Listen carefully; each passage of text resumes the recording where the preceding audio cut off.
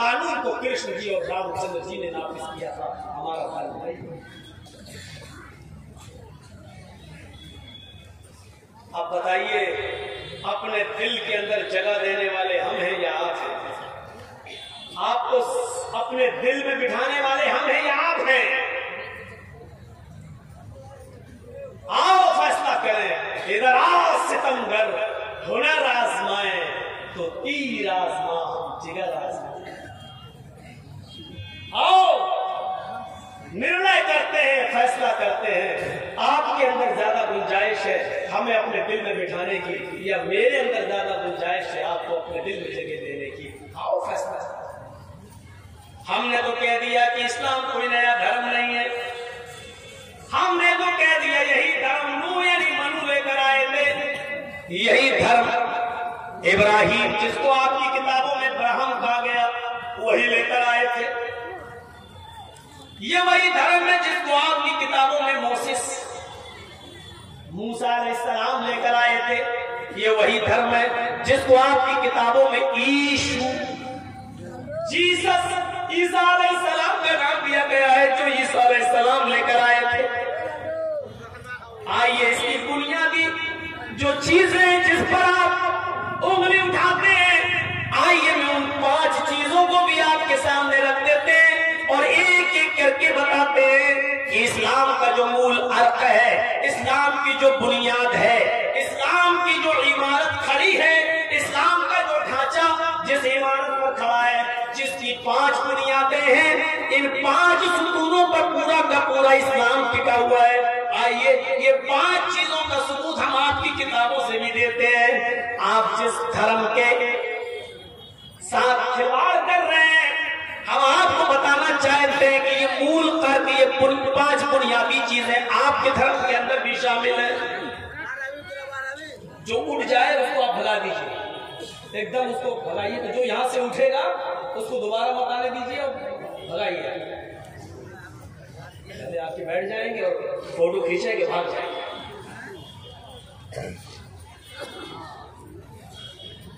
वो 5 चीजें देखिए क्या है।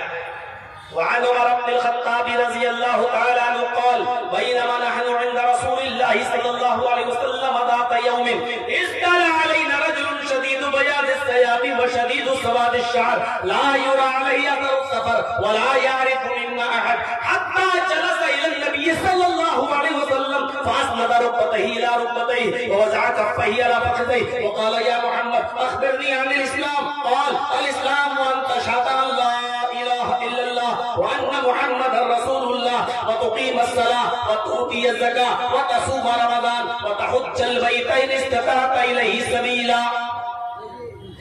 हज़रत उमर इब्न खत्ताब कहते हैं कि नबी अकरम सल्लल्लाहु अलैहि वसल्लम सहाबा की मजलिस में बैठे हुए थे, मैं भी नबी अकरम सल्लल्लाहु अलैहि वसल्लम के पास था। बैनमा नहनु इंदा रसूलिल्लाह सल्लल्लाहु अलैहि वसल्लम। अब ये देखो कब्र में पैर लटके भाग गए और ताज्जुब देखो, सीधे हाथ में चप्पल है, उल्टे हाथ में बोतल है।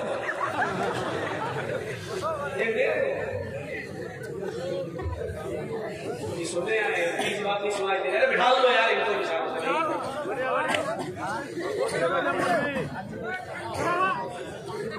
अरे कहाँ जा रहे हो चाचा? बुनियाद तो सो गई होंगी, क्या करोगे वहां जाके? बैठ जाओ। बैनमा नहनु इंद रसूलिल्लाह सल्लल्लाहु अलैहि वसल्लम, हम अल्लाह के रसूल के पास बैठे हुए थे। सहाबा का मजमा था, सहाबा का एक गिरोह था नबी अकरम सल्लल्लाहु अलैहि वसल्लम के पास। हम बैठे हुए थे नबी अकरम के पास। इस्तला अलैना रजुलुन शदीद बयाद सयाब। अचानक एक आदमी आता हुआ दिखाई दिया। अचानक एक आदमी आता हुआ दिखाई दिया। पहले बता दूं, ये आदमी नहीं था, ये फरिश्ते थे, हजरत जिब्रील अलैहिस्सलाम। लेकिन अल्लाह के रसूल क्या, हजरत उमर क्या कहते हैं, हमको एक आदमी आता हुआ दिखाई दिया। जिब्रील इंसानी शक्ल में आए थे, एक आदमी आता हुआ दिखाई दिया। इस्तला अलैना रजुलुन शदीद बयाद सयाब, कपड़े बहुत ज्यादा व्हाइट सफेद पहने हुए थे। कपड़े कैसे थे? उजले, बहुत ज्यादा सफेद। पता ये चला कि फरिश्तों का लिबास सफेद है। बहुत से लोग पता नहीं हरे कपड़े पहनते हैं, पगड़ियां भी हरी बांधते हैं।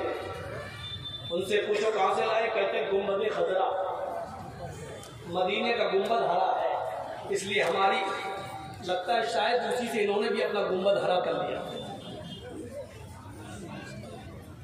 ये हदीस बता रही है फरिश्तों का लिबास, पसंदीदा लिबास क्या है? वाइट। शदीद सवाद शान, कपड़े बहुत ज्यादा सफेद और बाल कैसे थे? बहुत ज्यादा काले। शदीद सवाद शान, बाल बहुत ज्यादा काले थे। पता ये चला कि नेचुरल बाल काले ही होना बेहतर है। अगर काले बाल सफेदी में बदल जाए तो उन बालों में सिर्फ मेहंदी तो लगाई जा सकती है, मेहंदी तो लगाई जा सकती है दाढ़ी में और सर के बालों में, और उन बालों को मेहंदी के रंग से तो रंगा जा सकता है, लेकिन और कोई केमिकल उसमें नहीं लगाया जा सकता। गार्नियर, निशा और क्या क्या चलता है धोखा देने के लिए, अपने बालों को काला कर लेते हैं लोग। हदीस के अल्फाज हैं जो दुनिया में लोगों को धोखा देने के लिए, अपनी उम्र छिपाने के लिए अपने बालों को काला करेगा। सब बदल्लाहु वजहहु यौमल क़यामह, क़यामत के दिन अल्लाह उसके चेहरे को काला कर देगा। उसकी पेशानी पर लिखा होगा ये दुनिया में अपनी उम्र से लोगों को धोखा दिया। किसके लिए काले बाल करते हो? सिर्फ मेहंदी लगाई जा सकती है बालों में, बस। अब तो नौजवानों के बाल बड़े अजीब तरीके के, यहाँ से काले, यहाँ से ब्राउन, यहाँ से हरे, लगता है जैसे कांग्रेस का प्रचार कर रहे हैं। स्टाइलिश बाल, यहाँ से कुछ, यहाँ से कुछ, यहाँ से कुछ, यहाँ से कुछ। ये हदीस बता रही है कि जिब्राइल अमीन जो इंसानी शक्ल में आए थे, उनके कपड़े बहुत ज्यादा सफेद थे और बाल बहुत ज्यादा काले थे। शदीद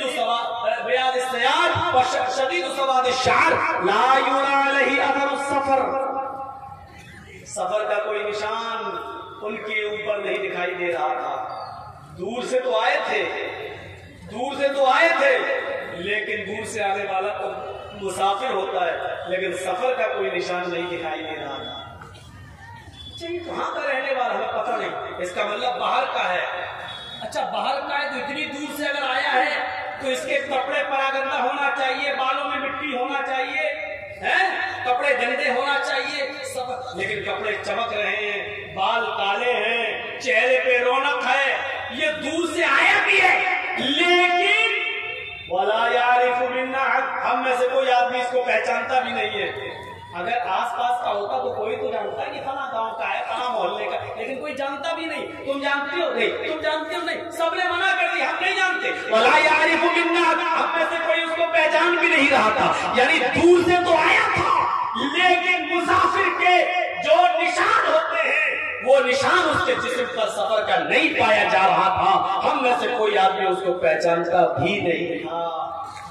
हत्ता जलसा इलन नबी सल्लल्लाहु अलैहि वसल्लम, आया और आते ही नबी अकरम के पास बैठ गया, आया और आते ही मुहम्मदुर रसूलुल्लाह के पास बैठ गया। और बैठने की स्टाइल भी देखो, असनद रुकबतैहि इला रुकबतैहि, उसने अपने दोनों घुटनों को अल्लाह के रसूल के दोनों घुटनों से मिला लिया। उसने अपने दोनों घुटनों को अल्लाह के रसूल के दोनों घुटनों से मिला लिया। अल्लाह के रसूल भी वैसे बैठे थे जैसे तहियात में हम लोग बैठते ना, तहियात में अल्लाह वसल्लम ऐसे बैठे थे। तो ये जिब्राइल आए और ये भी ऐसे ही बैठ गए और अपने घुटनों से नबी के घुटने मिला लिए, टेक दिया। असनदा रुकबतैहि ला रुकबतैहि, अपने दोनों घुटनों को नबी के घुटनों से टेक दिया। ववज़ा कफ़ैहि, और अपनी दोनों हथेलियों को, ये दोनों हाथ है, अल्लाह के नबी की दोनों रान पर यहाँ रख लिया, ऐसे बैठ गए। अल्लाह के रसूल की रान थी, यहाँ दोनों हाथों को रख लिया, ऐसे बैठ गए। पता ये चला कि अगर कोई शागिर्द अपने उस्ताद के साथ ऐसे बैठना चाहे तो इससे बुरा नहीं मानना चाहिए। कोई शागिर्द अगर कोई मसला समझना चाहे या कुरान की कोई आयत या हदीस अपने उस्ताद से पढ़ना चाहे तो वो इस तरीके से अपने उस्ताद के सामने बैठ सकता है, अपने दोनों हाथों को उस्ताद के दोनों रान पर रखकर कोई हदीस मालूम कर सकता है, कुरान की कोई आयत पढ़ सकता है, सीख सकता है। वो भी आकर बैठ जाते हैं, अपने दोनों घुटनों को नबी के घुटनों से मिला लेते हैं और अपने दोनों हाथों को नबी के दोनों रान पर रख लेते हैं। वक़ाला या मोहम्मद, और डायरेक्ट कहते हैं ऐ मोहम्मद। या रसूल अल्लाह नहीं कहा, या नबी अल्लाह नहीं कहा, सीधे नाम लिया, या मोहम्मद अखबिरनी अनिल इस्लाम। ऐ मोहम्मद सल्लल्लाहु अलैहि वसल्लम, आप इस्लाम के बारे में लोगों को बताते हैं तो मुझे भी बताइए कि इस्लाम किसे कहते हैं, इस्लाम क्या है, इस्लाम के बारे में मुझे भी बताइए। जब नाम ले रहे जिब्रील ऐ मोहम्मद, तो सहाबा समझे कि वाकई ये कहीं दूर का आया हुआ है, इसीलिए तो इतना ऐसे बोल रहा है। मोहम्मद बताओ इस्लाम क्या है, सबको समझाए, मुझे भी समझाओ। इसका मतलब ये आदमी मुसलमान नहीं लग रहा है, कोई और है, समझना चाहता है। सारे सहाबा कोई नहीं समझ रहा है कि जिब्रील है, कोई नहीं जान रहा है कि जिब्रील है। वो तो अल्लाह के रसूल ने बाद में बताया था, अतदरूना मन साइल, क्या तुम जानते हो ये सवाल करने वाला कौन? जब जिब्रील पूछ के चले गए तब अल्लाह के रसूल ने पूछा था, क्या तुम जानते हो ये कौन थे जो सवाल कर रहे थे? साहबा ने कहा, कुल तो अल्लाह व रसूलुहु आलम। हजरत उमर ने कहा, अल्लाह उसके रसूल ज्यादा जानते। तो अल्लाह के नबी ने कहा, हुआ जिब्रील अताकुम युअल्लिमुकुम दीनकुम, ये जिब्रील थे जो तुम्हें तुम्हारा दीन सिखलाने आए थे, खुद सीखने नहीं आए थे, तुम्हें समझाने आए थे। पूछ खुद रहे थे लेकिन बताना तुम्हें चाहते थे कि देख लो इस्लाम ये है, ये जिब्रील। ये तो बाद में पता चला। अच्छा देखो, हजरत उमर बैठे हैं, बड़े बड़े साहबा वहां बैठे हैं और जिब्रील आ गए हैं और पता नहीं साहबा कोई जिब्रील है। इतने करीब का इल्म नहीं है, इतने करीब का साहबा को इल्म नहीं है। मेरे पास ये मौलाना बैठे और मुझे मालूम नहीं कि ये कौन है। सोचो, हजरत उमर और बड़े बड़े साहबा के पास जिब्रील बैठे, बगल में बैठे, और इनको पता नहीं कि जिब्रील है। साहबा को इतने करीब शख्स के बारे में मालूम नहीं। आज के कठमुल्लाओं को कयामत तक का इल्म है, कयामत तक का इल्म। यहाँ बैठे बैठे बता देते हैं। एक साहब तो बरेली में तकरीर कर रहे थे और तकरीर करते करते भूल गए, तो वहीं से कहने लगे दूर दूर। लोगों ने बाद में पूछा ये क्या बात थी? कहने लगे रे, वो खाने काबा में कुत्ता घुस गया था, मैं उसको भगा। बैठे हैं बरेली में, तकरीर कर रहे हैं बरेली में और भूल गए, तो मेरी बदनामी ना हो कि भूल गए, लोग क्या कहेंगे इतने बड़े मौलाना भूल गए। तो यहीं से बैठे बैठे कहे बाद में लोगों ने कहा कि ये क्या हुआ था? अरे वो खाने काबा में कुत्ता घुस गया था। बरेली में बैठ के काबा का कुत्ता दिखाई दे रहा है, जबकि मक्का और मदीना में कुत्ता घुस ही नहीं सकता, अलाउ ही नहीं है। ये क्या कहे, खाने काबा में कुत्ता घुस गया तो मैं उसको भगा रहा था। और लोगों ने बड़े बड़े पहुंचे हुए हैं हमारे हजरत, और यहाँ बैठे बैठे अरे निगाह कितनी तेज है, खाने काबा का कुत्ता देख लेते। उस जलसे में उनकी बीवी भी आई हुई थी।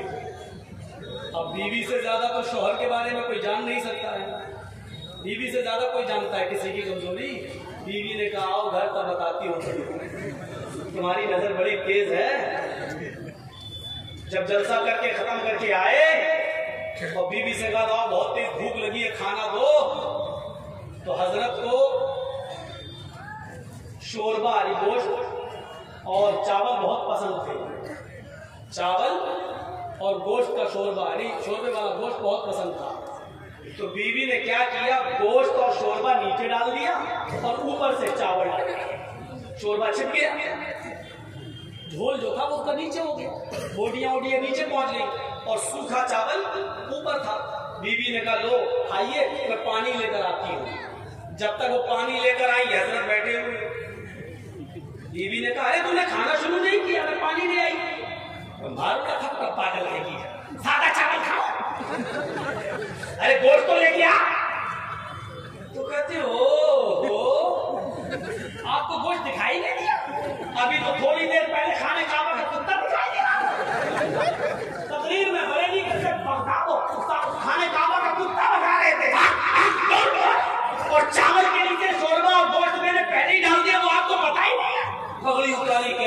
का भेदी लंका ढाए। बीवी चुप, किसी को बोलना नहीं। तो मैं भूल गया था, नखरी बदली करना नहीं आती, तब भूल गया, इसलिए मैंने लोगों में अपने भरम बना लिया। देखिए, जिसको चावल के नीचे गोश्त नहीं दिखाई दे रहा है, इसका मतलब यह कि गरीब की नजर बड़ी कमजोर थी और दूर की इतनी तेज थी कि खाने खावा कटोता कर दिख रहा है। हजरत उमर को यह नहीं मालूम कि मेरे बगल में कौन है। हमारे मौलवियों के पास तो बिल्लियों को भी कयामत तक का इल्म होता है, बिल्लियों को भी।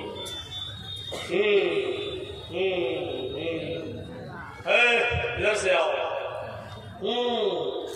जहां आपको ऐसा दिखाई दे, वहीं पर उसके जूते मारने शुरू कर दो, आपको पता चल जाएगा कितने पानी में।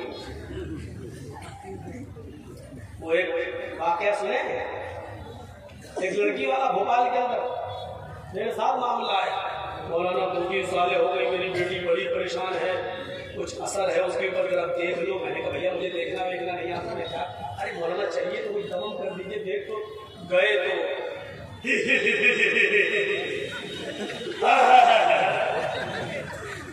मैंने कहा यार ये तो बड़ी आंखें फाड़ रही है, कहीं अच्छा ना चला जाए। क्या है, अपने बाप से कहती किसको लाया है, बड़े बड़े आ गए कुछ नहीं कर पाए, ये कल का लौंडा ये क्या करेगा। मैंने कहा यार ये तो अभी सुना रही है उल्टी सीधी। मैंने भी अंधेरे में तीर मारा, मालूम तो था नहीं, लेकिन अंधेरे में तीर मारा। मैंने कहा यहाँ अपनी कमजोरी साबित मत करो। मैंने लड़की के बाप से कहा कहाँ यार पागल बनाने चले आए, उसको कुछ हुआ भी है? क्या बात कर रहे हो, 3-4 साल से मैं परेशान हूँ, लाख रुपए इलाज में चला गया। मैंने कहा ये तो बेवकूफ बना रही, इसको कुछ हुआ ही नहीं। क्या बात कर रहे हो? मैंने कहा सुनो, उसके कान में मैंने कहा लड़की के बाप से, तुम्हारी बेटी जिस लड़के से शादी करना चाहती है तुम्हें एतराज है। तो क्या बात कर रहे हो? मैंने कहा वो स्कूल में जाती थी, किसी लड़के से प्यार कर बैठी। ये सब मैं ऐसे ही कह रहा हूँ, मुझे खुद नहीं मालूम, अंधेरे में तीर चला रहा हूं मैं। मैंने कहा कि उस लड़की का प्यार हो गया, अब तुम्हें पता चल गया, तुम शादी नहीं होने दे रहे हो, इसलिए वो सब ड्रामा कर रही है। शायद मेरे बाप इस ड्रामे से तंग आ जाए और हमारी शादी उसी के साथ कर दे। मौलाना ये बात तो सही है कि उसको किसी लड़के से, लेकिन वो ऐसा क्यों करेगा? अब हमें कड़ी मिल गई, कड़ी ये मिल गई कि बाप ने इस बात को कबूल कर लिया कि हाँ किसी लड़के से प्यार हुआ। मैंने कहा ये प्यार का बेटा है। मैंने कहा चलो जब जिस दिल में सोचा इसका इलाज करके देखो, बस एक अंधेरे में तीर। मैंने कहा अच्छा ठीक है, एक काम करो, 1 किलो सरसों का तेल लाओ। वो लोग ले आए जल्दी से।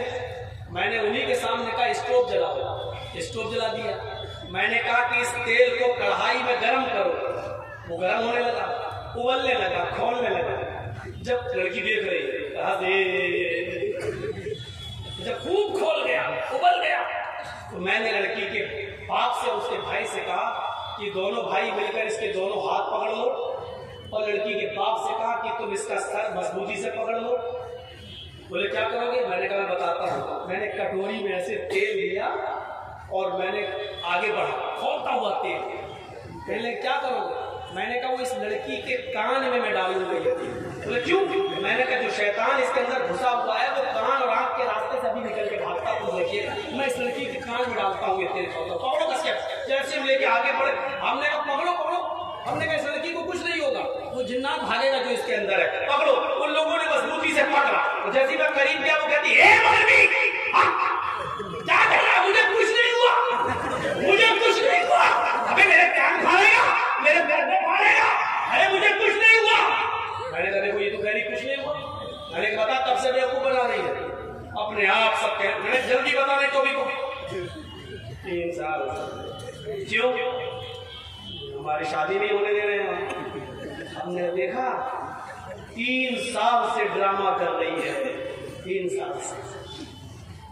बजाय इसके कि तुम अपने घरों में अपनी जवान बेटियों का इलाज कराने के लिए किसी मस्जिद के इमाम, ताबीज, झंडे, झाड़ फूक करने वाले को बुलाकर लाओ, उससे पहले ये तजर्बा करके भी देख लो।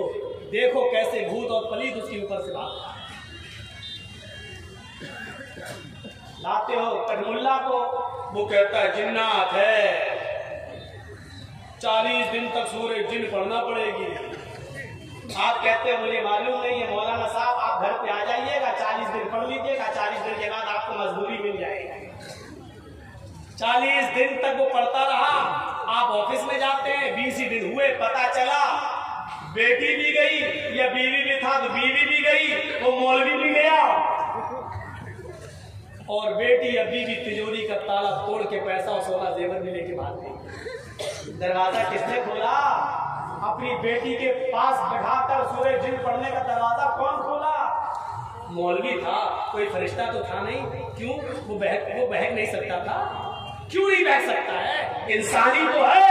दरवाजे तो तुम खोलते हो, दरवाजे तो हम खोलते हैं। मौलवियों को घर में आना, बेटियों के पास बिठाना, ट्यूशन पढ़वाना, जवान बच्चियों के साथ बिठा देना। कब से वो वाक्य नहीं सुना होगा आपने?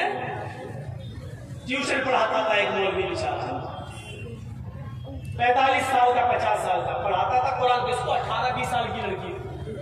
और धीरे धीरे वो लड़की खूबसूरत थी, मौलवी के दिल में आ गई। अच्छा सही से सीखेंगे नहीं पढ़ाई। 45-50 साल का मौलवी 18 साल की लड़की पर फिदा होता। अब वो डायरेक्ट कैसे कहते कि मौलाना बेटी बेटी बेटी कहती पढ़ाता था, कैसे कहते कि हमें तुमसे प्यार है। उसने वजीफा करा, सिफली अमल करा, और खाने पीने की किसी चीज पर भूखता रहा 11 दिन तक, सिफली अमल। और गया, कहने लगा बेटी तुम बहुत खूबसूरत हो, तुम पर किसी की नजर न लगे, इसलिए मैं ये चीज पढ़ के लाया हूँ, इसको तुम खा ले। और वो था जो खा ले तो वो दीवानी हो जाए। सिफली अमल, गंदा अमल, जादू टोना। उस लड़की ने कहा ठीक है मौलाना साहब, हम बाद में खा लेंगे। उसने कहा बेटी खा जरूर लेना। कहा ठीक है। उसने उठाकर रख दिया एक टाप में, भूल गई, नहीं खा पाई, सो गई। रात में हवा चली, वो नीचे गिर गई खाने की चीज। सुबह उठी, उस लड़की ने झाड़ू दी, वो खाने की चीज भी कूड़े के साथ बाहर चली गई। और बाहर चली गई तो उसको खा गई ये कुतिया। बजाय लड़की के वो खा गई कुतिया। अब बजाय लड़की के वो कुतिया मौलाना साहब पे आशिक हो गई। जहां मौलाना साहब वहां कुतिया, जहां मौलाना साहब वहां कुतिया, जहां मौलाना साहब नमाज पढ़ने जा रहे, कुतिया भी मस्जिद की तरफ जा रही। बाद में पता चला कि मौलवी ने जिसके लिए कुआं खोदा था उसमें खुद गिर गए। मेरे भाइयों, आप किसी मौलवी से कहोगे मुझे फला की लड़की से मोहब्बत है तो फौरन दे देगा, और उसी मौलवी से कहोगे मुझे आपकी बेटी से मोहब्बत है तो जो चीज तुम अपनी बेटी के लिए पसंद नहीं कर रहे हो, दूसरों के लिए वो चीज कैसे बना के दे रहे हो तुम? अरे मौलवी, मौलवी जर्जीस कीजिए, मौलवी नहीं कठमुल्ला मानता है, फिजा हुआ मानता है, ज़मीर फरोश मानता है। मौलवी जर्जीस की नजर में तेरी कोई औकात नहीं है। मेरे भाइयों, ये सिर्फ बातें आ गया तो वला यारिफु मिन्ना हत्ता जलसा इला नबी सल्लल्लाहु अलैहि वसल्लम फअस्नद रुकबतैहि इला रुकबतैहि व वज़अ कफ़ैहि इला फ़ख़िज़ैहि व क़ाल या मुहम्मद अख़बिरनी अनिल इस्लाम। अपने दोनों हाथों को अल्लाह के नबी की दोनों रान पर रख लिया और कहने लगा, आए मोहम्मद सल्लल्लाहु अलैहि वसल्लम मुझे बताइए इस्लाम किसे कहते हैं, इस्लाम क्या है? क़ाल अल इस्लामु अन तशहदा अल्ला इलाहा इल्लल्लाह। अल्लाह के नबी फरमाते हैं इस्लाम ये है इस बात की गवाही दो कि अल्लाह के अलावा कोई माबूद नहीं। इस बात की गवाही दो कि अल्लाह के अलावा कोई माबूद नहीं, कोई पूजा योग्य नहीं। वो अन्ना मुहम्मदर रसूलुल्लाह, और इस बात की गवाही दो कि मोहम्मद सल्लल्लाहु अलैहि वसल्लम अल्लाह के रसूल हैं। इन दोनों चीजों को एक जोड़िएगा, यानी कलमे तौहीद क्या है? अशहदु अल्ला इलाहा इल्लल्लाह व अशहदु अन्ना मुहम्मद